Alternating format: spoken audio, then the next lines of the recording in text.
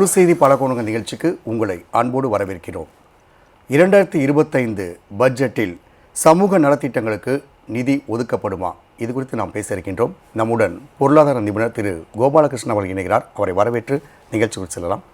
வணக்கம் சார். வணக்கம் சார். தொடர்ந்து ஒரு தகவல் என்ன வருது அப்படின்றது, சமூக அமைப்புகளுக்கான இந்த நலத்திட்டங்கள் தொடர்ச்சியாக இந்த 10 ஆண்டுகளில் குறைந்து கொண்டே இருக்கிறது அப்படின்ற ஒரு குற்றச்சாட்டும் வைக்கப்படுது. குறிப்பாக இந்த ஊரக வேலைவாய்ப்பு திட்டத்தில் எங்களுக்கான நிதி இன்னும் ஒதுக்கப்படவில்லை அப்படின்னு சொல்லிட்டு மத்திய அமைச்சர்கிட்ட போய் இங்கே இருக்கக்கூடிய நம்ம நிதியமைச்சர் போய் சந்திக்கிறாங்க.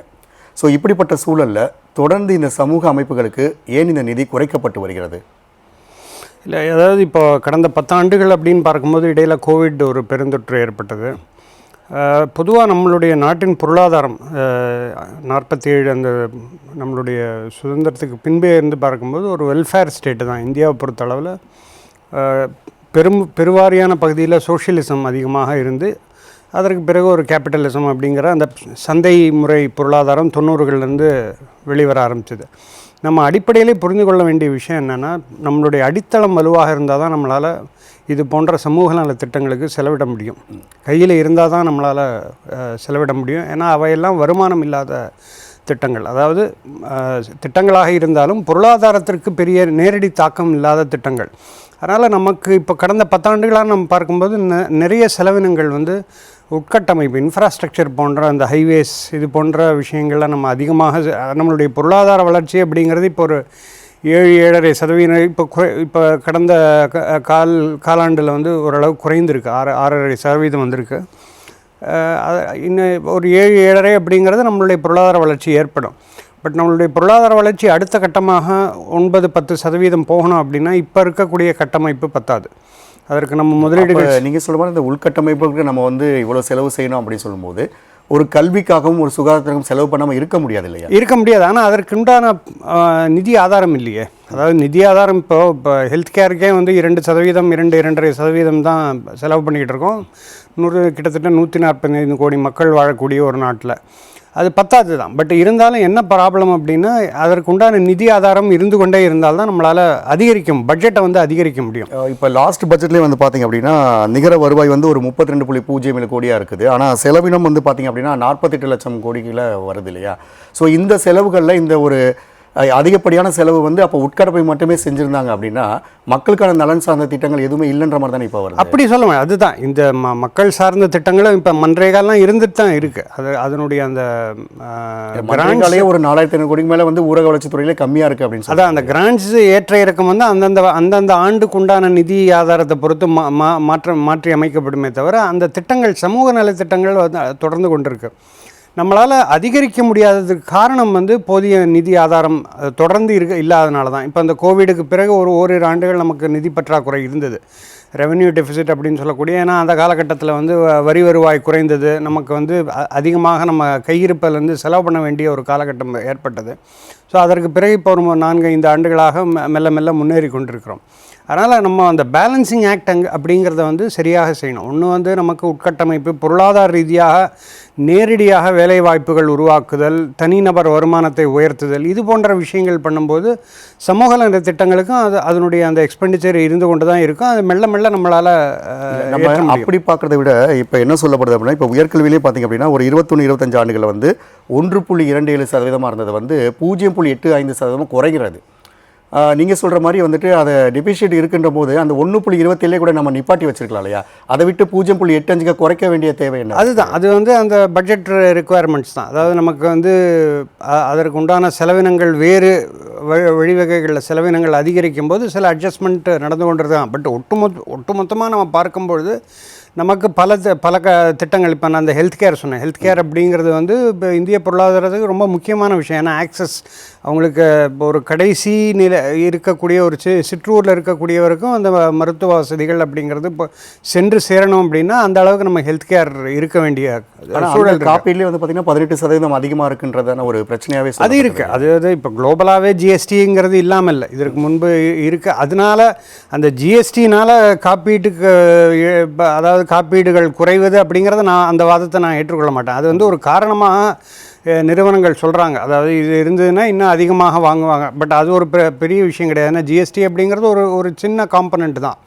அதனால் அந்த சில ஒரு சின்ன விஷயத்தினால காப்பீடு எடுக்க மாட்டாங்க அப்படிங்கிறத நான் ஏற்றுக்கொள்ள மாட்டேன். பட் நம்ம செய்ய வேண்டியனா 18% அதிகமாக வாங்குறாங்க அப்படின்னு சொல்லும்போது அப்போ அந்த தொகையெல்லாம் ஒரு சுகாதாரத்துறைக்கு செலவு பண்ணக்கூடிய ஒரு இடம் தானே இருக்குது. அதை தான் ஹெல்த் கேரில் வந்து செலவு பண்ண வேண்டிய சூழலில் தான் இருக்கோம். நான் ஏன்னா இப்போ கோவிட் மாதிரியான பெருந்தொற்று ஒரு பக்கம், இங்கே வந்து பொல்யூஷன் அப்படிங்கிறது நாளுக்கு நாள் அதிகரித்து கொண்டிருக்கு. அதாவது நகர்ப்புறத்தில் பார்க்கும்போது டெல்லியில் இருக்கட்டும், இல்லை சென்னையிலேயே நம்ம பெங்களூர் போன்ற நகரங்கள்லாம் பார்க்கும்போது பொல்யூஷன் ரிலேட்டட் அந்த நோய்கள், அதாவது டிசீசஸ், பொல்யூஷன் ப்ரோன் டிசீசஸ் அப்படிங்கிறது உயர்ந்து கொண்டிருக்கு.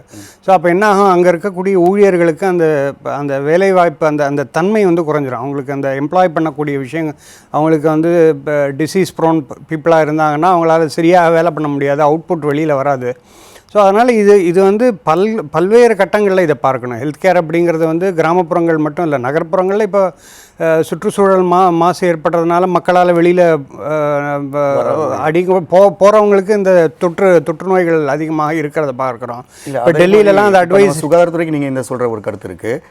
தமிழ்நாடு போன்றவர்கள்லாம் வந்து பார்த்திங்கன்னா நாங்கள் ஜிஎஸ்டி அதிகமாக கொடுத்துட்ருக்கோம், எங்களுக்கு வரி பகிர்வே கம்மியாக தான் இருக்குன்ற ஒரு குற்றச்சாட்டும் வைக்கப்படும் போது இப்போ இந்த மாதிரியான வரிகள்லாம் அவங்க வாங்கி சிறந்த துறைகளாக இருக்கக்கூடிய இந்த சமூக நலத்துறைக்கும் கம்மியாக தான் செலவு பண்ணுறாங்க அப்படின்னா இந்த செலவுகள் வந்து நீங்கள் சொல்கிற ஒரு விஷயமா உட்கட்டமைப்பு அப்படின்னு போனால் கூட ஒரு 2-3 வருடங்களுக்கு தாண்டி இது வந்து ஒரு ஸ்டெபிளைஸ் பண்ணியிருக்கலாம் இல்லையா? அதுவும் பண்ண முடியல. இது தொடர்ந்து தான் இருக்குது. அதாவது இப்போ ஜிஎஸ்டி பொறுத்தளவில் நான் அதுவும் ஏற்றுக்கொள்ளக்கூடிய வாதம் இல்லை. ஏன்னா ஜிஎஸ்டி பொறுத்தளவில் அந்த 41% வந்து ஃபிக்ஸ்டு. அது யாருக்கும் மாநிலங்களுக்கு வந்து அதை குறைத்தெல்லாம் கொடுக்க முடியாது. அந்த ஃபார்முலா, அந்த ஃபினான்ஸ் கமிஷன் ஃபார்முலா பிரகாரம் ஜிஎஸ்டி பகிர்வு கொடுத்து தான் ஆகணும். அதில் வந்து குறைத்து ஒரு மாநிலத்திற்கு குறைத்து இன்னொரு மாநிலம் அதிகமாக கொடுக்கறதுங்கிறது சாத்தியம் இல்லாத ஒரு விஷயம். அதனால் கான்ஸ்டியூஷனல் ஆப்ளிகேஷன் மத்திய அரசுக்கு வந்து அது ஒரு முக்கியமான ஒரு கான்ஸ்டியூஷனல் ஆப்ளிகேஷன். அதனால் அவங்க கொடுக்காமல் இருக்க முடியாது.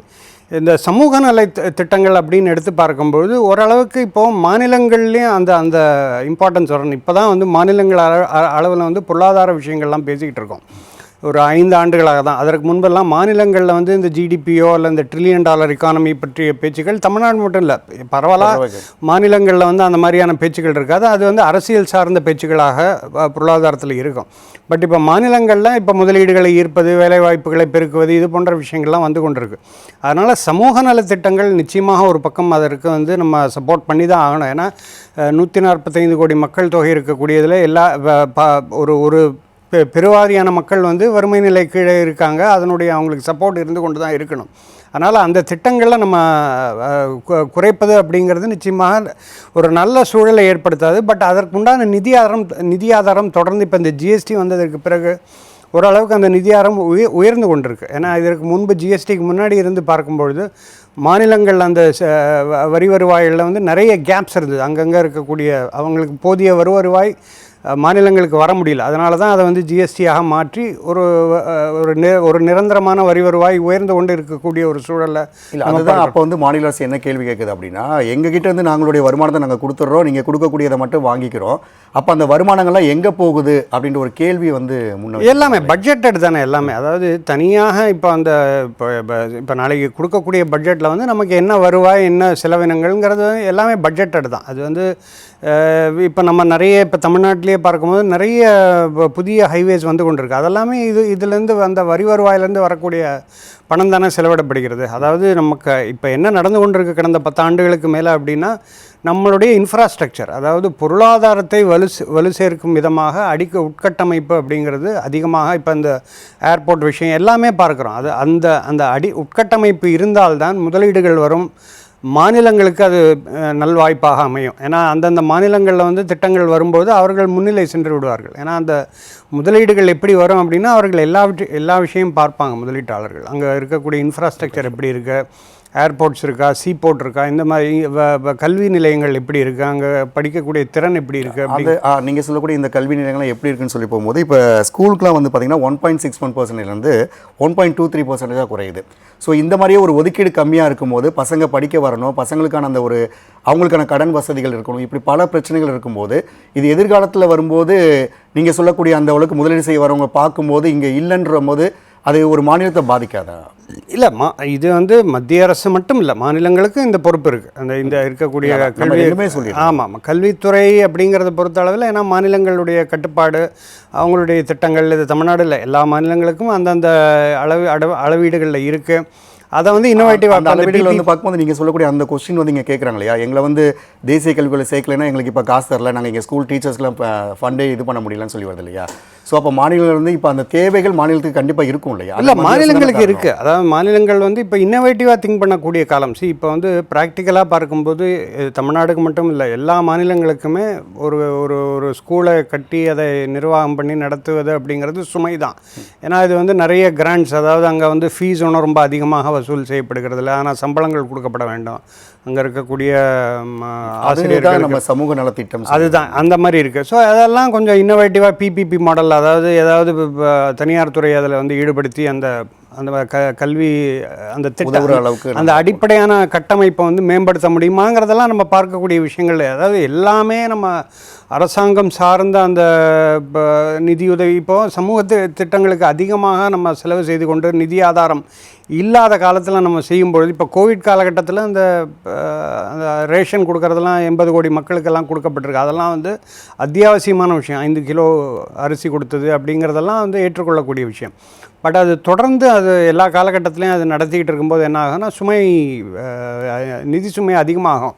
அது வந்து பொருளாதாரத்துக்கு அப்புறமா நம்ம கொரோனாக்கு அப்புறமா வந்து பார்த்தீங்கன்னா மக்கள் சம்பாதிக்க ஆரம்பிச்சிட்டாங்க. ஆமாம், அதற்கப்புறம் ஒரு ஸ்டெபிலிட்டி வந்திருக்கு. அந்த வருமானங்கள்ன்றது ஒரு ஆமாம், அந்த ஸ்டெபிலிட்டி இருக்கிறதுனால ஓரளவுக்கு நம்ம பேலன்ஸ் பண்ண முடியுமே தவிர, நம்ம இன்னும் அதிகப்படியாக சமூக நல திட்டங்களுக்கு ரொம்ப, அதாவது டபுள் பண்ணுறதுக்கான அந்த அந்த ஸ்கோப் இப்போ இன்னும் குறைவாக தான் இருக்குது. ஏன்னா நம்மளுடைய அந்த மேம்பாடுகள் அப்படிங்கிறது வந்து உட்கட்டமைப்பு, பொருளாதாரத்தை அடுத்த கட்டத்திற்கு நகர்த்துவது, இது போன்ற விஷயங்கள் அதிகமாக இப்போ நம்ம இன்ஃப்ராஸ்ட்ரக்சரில் பண்ணும்போது தான் பொருளாதாரம், அதாவது அடிப்படையான பொருளாதார விதி எப்படி அப்படின்னா, மக்களுக்கு உண்டான அந்த அந்த தண்ணியில் அந்த சஸ்டைனபிலிட்டி கொண்டு வரணும். அவங்களுக்கு வந்து அவங்களே வேலை வாய்ப்புகளை தேடிக்கொண்டு ஒரு தனிநபர் வருமானத்தை உயர்த்தி இது போன்ற திட்டங்களை சார்ந்து இருக்காத ஒரு சமூகமாக நம்ம அடுத்தடுத்த கட்ட நிலைக்கு மாறணும். பட் அது வந்து தொடர்ந்து சப்போர்ட் இருக்கும். ஏன்னா நம்மளுடையது வந்து ஒரு வெல்ஃபேர் ஸ்டேட் அப்படின்னு நம்மளுடைய சொன்னேன்.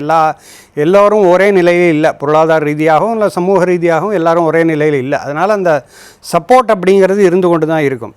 பட் இதை அடுத்த கட்டத்துக்கு நகர்த்தணும் அப்படின்னா நம்மளுக்கு நிறைய தொழிற்சாலைகள் வரணும், நிறைய வேலைவாய்ப்புகள் உருவாக்கப்பட வேண்டும். நிறைய நம்மளே பார்த்தோம், தமிழ்நாட்டிலே பார்க்குறோம். 90களில் வந்து ஸ்ரீபெரும்புதூர் எப்படி இருந்தது, இப்போ அதனுடைய இது எப்படி மாறி இருக்கு. ஏன்னா அங்கே இருக்கக்கூடிய தொழிற்சாலைகள், அங்கே வரக்கூடிய முதலீடுகள், இதனால் அங்கே இருக்கக்கூடிய அந்த கம்ப்ளீட் அந்த லொக்காலிட்டியே மாறினதை நம்ம பார்க்குறோம். அங்கே இருக்கக்கூடிய வேலைவாய்ப்புகள், அங்கே உள்ளூரில் இருக்கக்கூடியவர்களுக்கு உயர்ந்திருக்கு, வாழ்வாதாரம் உயர்ந்திருக்கு. ஸோ இது போன்ற இது இரண்டுமே நம்ம வந்து ஒரு பேலன்சிங்காக கொண்டு போகும்போது தான் பொருளாதார வளர்ச்சியும் ஒரு கட்டத்தில் ஏற்படும். ஏன்னா பொருளாதார வளர்ச்சி இப்போ கடந்த காலாண்டில் பார்க்கும்போது குறைந்திருக்கு, 5.5% குறைந்திருக்கு. அதனால் இது உலக சூழல், நம்மளுடைய உள்நாட்டு சூழல் எல்லாமே பார்க்கும்போது பொருளாதார வளர்ச்சி அப்படிங்கிறது ஏற்ற இறக்கத்தில் தான் இருக்கும். எப்பொழுதுமே ஏறிக்கொண்டே இருக்குன்னு சொல்ல முடியாது, எப்பொழுதும் குறைந்து கொண்டு இருக்குன்னு சொல்ல முடியாது. அந்த ஏற்ற இறக்கத்தோடு தான் இருக்கும். அந்தந்த கால சூழலை நம்ம ஓரளவுக்கு கருத்தில் கொண்டு அந்த வெல்ஃபேர் ஸ்கீம்ஸ் அப்படிங்கிறத நம்ம கொண்டு வரணும். பட் நம்மளுடைய முக்கியமான நோக்கம் அப்படிங்கிறது 2 இலக்குகளுமே நம்ம கவனம் செலுத்தணும். அதாவது சமூக அந்த வெல்ஃபேர் ஸ்கீம்ஸும் ஒரு பக்கம் இருக்கணும், அதே நேரத்தில் பொருளாதாரம் சார்ந்த அந்த திட்டங்களும் நடத்தி கொண்டே இருக்க வேண்டும். அப்போ தான் நமக்கு அந்த நிதி ஆதாரங்கிறது தொடர்ந்து, இது வந்து மத்திய அரசுக்கு மட்டும் இல்லை, மாநில அரசாங்கங்களும் இது செய்ய வேண்டும். ஏன்னா பல மாநிலங்கள் நம்ம பார்க்குறோம், கேரளா போன்ற மாநிலங்கள் அவங்களுக்கு அந்த அரசு ஊழியர்களுக்கு சம்பளம் கொடுக்க முடியல, அந்த அளவுக்கு நிதி நெருக்கடியில் இருக்கக்கூடிய மாநிலங்கள் நம்ம பார்க்குறோம். அதனால் இது இரண்டுமே நம்ம பேலன்ஸ் பண்ணும்போது தான் மக்களுடைய தேவைகளை நம்ம பூர்த்தி செய்ய முடியும். பல்வேறு நிலைகளில் இருக்கக்கூடிய சமூக பொருளாதார நிலைகளில் இருக்கக்கூடிய மக்களுடைய தேவைகளை நம்ம பூர்த்தி செய்ய முடியும். அதே நேரத்தில் பொருளாதார அடித்தளத்தை நம்ம வலுவாக கட்டமைக்க முடியும். இந்த இரண்டுமே தேவை. நீங்கள் சொன்ன மாதிரி நிச்சயமாக சமூக பொருளாதார திட்டங்களுக்கு பணத்தேவை இருந்து கொண்டு தான் இருக்குது. அதனுடைய அந்த எக்ஸ்பெண்டிச்சர் வந்து அதிகரிக்கணும். பட் அதற்கு முழுவதுமாக நமக்கு நிதி ஆதாரம் இருக்கா அப்படின்னா, ஏன்னா நம்மளுக்கு அந்த ஃபிஸ்கல் டெஃபிசிட் அப்படின்னு சொல்லக்கூடிய அந்த நிதி பற்றாக்குறை ஒரு கட்டுக்குள்ளே தான் இருக்கணும். நம்ம செலவு பண்ணுறோம் அப்படிங்கிற அடிப்படையில் செலவு செய்து கொண்டே இருக்க முடியாது. மத்திய அரசுக்கும் பொருந்தும், மாநிலங்களுக்கும். ஆமாம், மாநில அரசாங்கங்களுக்கும் அந்த நிதி பற்றாக்குறை அப்படிங்கிறது ஒரு கேப் இருக்குது. அதாவது இதற்கு மேலே அவங்களால அதை பண்ண முடியாது அப்படிங்கிற ஒரு சூழல் இருக்குது. அதனால் இது இரண்டுமே பேலன்ஸ் பண்ணி நம்ம பண்ணும்போது தான் 2 இலக்குகளை நம்ம அடையிறதுக்கான சாத்தியக்கூறுகள் அமையும். கண்டிப்பாக. இந்த மாதிரி ஒரு பல விஷயங்கள் இருக்கும்போது நாளைக்கு செய்யக்கூடிய இந்த பட்ஜெட்டில் வந்துட்டு நிச்சயமாக சமூக நலத்திட்டங்களுக்கு ஒரு பல்வேறு எதிர்பார்ப்புகள் இருக்கும், அது பூர்த்தி செய்யப்படும் என்று நாம் நம்புவோம். இந்த அரங்கத்துக்கு உங்களுடைய தகவலை பதிவு செய்ய நன்றி. நன்றி. நேயர்களே, மீண்டும் ஒரு நிகழ்ச்சியை சந்திக்கலாம். வணக்கம்.